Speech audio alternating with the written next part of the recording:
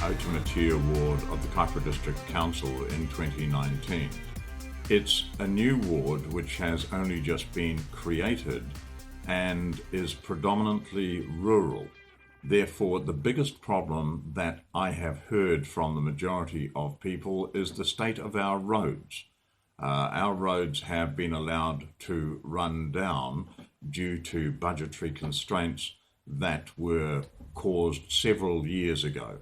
It's time that Kaipara paid more attention to the rural roads in the Otamatea ward.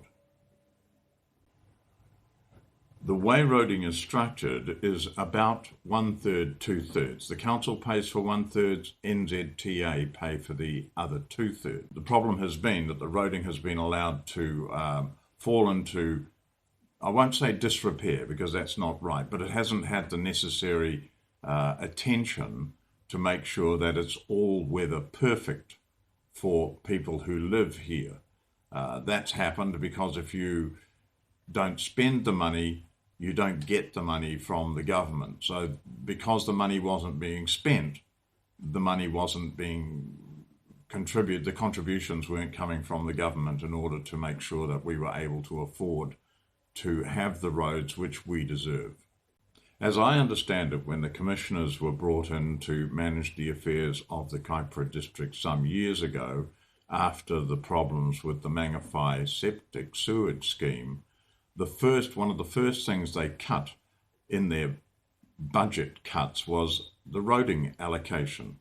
Now, under the rules, as I understand them, if the council puts in a certain amount of money, it is matched or under the whatever the rules are by the NZTA.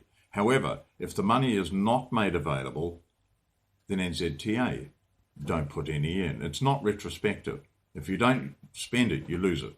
And that's what happened here. So we're basically having to play catch up with our rural roads in the Otamatea district.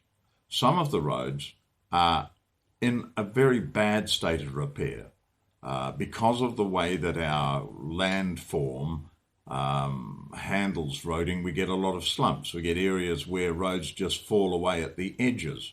What we need to do is to be able to look at those roads, identify the areas and take the necessary steps to prevent the slumpage and the damage happening before it occurs. It's, rather than the ambulance at the bottom of the cliff.